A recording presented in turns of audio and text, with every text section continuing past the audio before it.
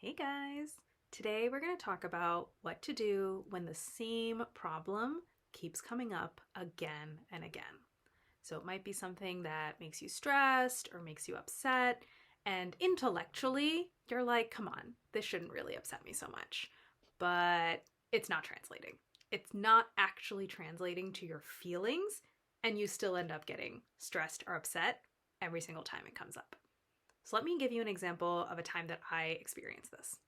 When I was in my corporate job, one of the projects that I ran, I had to run a weekly working group meeting. So I was sort of spearheading the project, but there were 5 or 8 people that I had to work with in order to make it happen, and I had a standing weekly meeting with them to move the project forward. And every single week, without fail, I got so stressed about that meeting. And I couldn't figure it out. I was like, no one's gonna fire me. I'm doing well. Like, no one has any expectations of me, but it's still the night before this meeting or a couple hours before this meeting, and I am about to jump out of a window because of how stressed I am. So, what was causing my stress? Now, remember, circumstances do not cause feelings. So, the cause of my stress was not the fact that the meeting existed. It was not how much time I had to prepare beforehand. It was not who was in the meeting. All of those things are facts. All of those things are neutral circumstances that were not causing my stress. My stress was coming from my thought about the meeting. And my primary thought was this one: I'm not prepared. I just fully believed this before every single meeting, and it really stressed me out.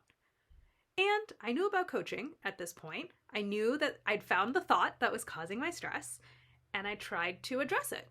I tried to tell myself, no, you are prepared. It's fine. You don't need to be that prepared. It's going to be okay. I tried so hard to address this I'm not prepared thought. Didn't work. Never sank in. No matter what, I could not convince myself that it was going to be okay. The stress never went away. So here's what you need to do when you're trying to address that first level thought and your brain is not having it. Here's the secret. This thought did not come out of nowhere. None of your thoughts are random. None of them are just popping out of the ether. This thought was the end point of a whole chain of logic and assumptions that my automatic brain had made up. And so for me, since addressing the end point of that chain wasn't helping, I needed to back it up. I needed to figure out what are the previous steps in this logic chain, and let me address one of the previous assumptions that my brain has made. Because if I can change an assumption a couple of steps beforehand, just like in an Excel model, I can change that input and it'll flow all the way through, and I'll have a totally different thought in the moment. So, how do you do this? How do you uncover the assumptions your brain has made without even telling you? You have to treat it like a conversation with your automatic brain, okay? And that's this guy. He's really cute. He's doing his best. He's not super sophisticated, but he moves really, really fast. And you need to talk to him. You need to understand what he's decided. And I almost want you to treat it like a conversation you might have with a first-year analyst that just joined your team. Imagine if you're running a project and your first analyst, it's his first week on the job, he just went to his first meeting, and he comes out of that meeting, he pulls you aside, and he's like, oh my gosh, we need to fire the CEO of this company. How would you react? You'd probably tell him, okay, slow down. Please explain your assumptions to me. Why do you think we need to fire the CEO of the company? Because you came to that conclusion very fast, but it might not be based on a ton of evidence, which is exactly what your brain does all day long. Come to conclusions very fast based on not a ton of evidence. So here are 3 questions that I love to use with my clients and with my own brain to make it explain its assumptions to me. Those questions are: what does that mean? Define your terms. No ambiguity. Really understand what is the standard, the definition, what are we really talking about? That's question 1. Question 2. Why is that a problem? Right? Once you've defined your terms, you can ask yourself, okay, so what? Why is that such a problem? And that will make your brain continue to explain itself to you. And finally, is that true? Because your brain just comes up with thoughts and it thinks that they're facts. It gives them to you as if they're facts. And you can ask yourself, okay, but is that true? So let's see what happened when I asked myself these 3 questions about this thought, I'm not prepared for my weekly meeting. First, I asked, what does that mean? What does it mean to be prepared for this meeting? And my brain told me, oh, well, if I was prepared, I would have a 30-page deck with new information. I would have done new analysis, I'd have new insights, I would have found out something new, and I would spend the whole meeting or most of the meeting presenting my findings. And I don't have that deck, I don't have new information, so I'm definitely not prepared. And even just seeing this, I already realized this was a holdover from my consulting days, because at this point I'd moved out of management consulting and into a corporate job. And yeah, a lot of my consulting meetings involved me showing up with a big deck and talking and presenting information. And so I realized, oh, okay, I'm carrying over an old definition of what it means to be prepared for a meeting. And for this new meeting, this weekly meeting, I don't have that deck. And so my brain is looking at that and deciding I'm not prepared. Okay, so I'd figured that out. The stress didn't go away. I was still very stressed. So I asked myself, we don't have a deck, we still have a meeting. Why is it a problem? Why is it a problem not to have a deck? Why is it a problem not to have a 45-minute speech that I'm going to give in this meeting?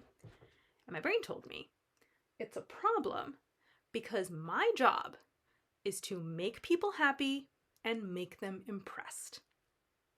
And that really made me pause, because that was a big holdover from my consulting days. Not even just the fact that I had to come and make decks and present new information, but this idea that the reason I was in this building was to impress people, right? And the way that I showed my worth was by always having new information, always having new insights, always being so impressive and the smartest one in the room and providing all of that new information to people. That was my job. And people needed to leave feeling happy and impressed. That's how I showed my worth. That was what I thought was success in consulting. You could even argue with me about that, but that was the definition of success my brain had constructed in a consulting setting. And then I just carried it over to my corporate job. And so I asked myself, is that true? Is that still my job here?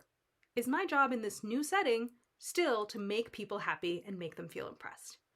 And I really thought about this question. I was like, no, really, what is my job here? What is my purpose? Why am I here? What's the point? And I decided my job is not to make people happy and is not to make them feel impressed. My job is to advance an agenda. My job is to make something happen that I think needs to happen, but is not currently happening. And once I changed that definition in my mind, once I really thought, it didn't take just, 30 seconds. I really thought about it and I considered and I thought about different examples and what the purpose was. And once I really put that definition in my mind and I really put that lens on my work, that assumption flowed all the way through. And immediately I had a different perspective on the meeting. I was like, I don't need to be presenting. In fact, I probably shouldn't just talk the whole time. We need to be working together. We as a group need to figure out what we need to do, and then I probably need to hold people accountable and learn from them and have them answer some questions, but I definitely don't need a 30-page deck and I just talk for 45 minutes. And in fact, if they're not happy with me, that's probably good, because if everyone was happy with me all the time, then I'm probably not advancing that strong of an agenda, right? I'm probably talking about something that people are already doing. And so if I'm really adding value, I'm probably having people do something that they're not already doing and they're kind of resistant to it. And so as soon as I walked back 3 assumptions and addressed an earlier assumption that my brain had made and changed it, it flowed through and the issue fixed itself.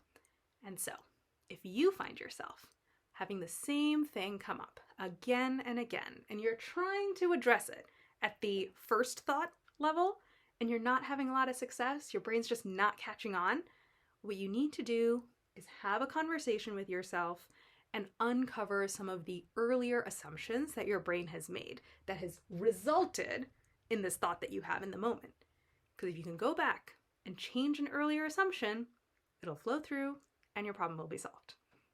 So if you want my help to do this work, to not only uncover the assumptions quickly and effectively, and brainstorm new thoughts that you actually believe, and then most importantly, practice.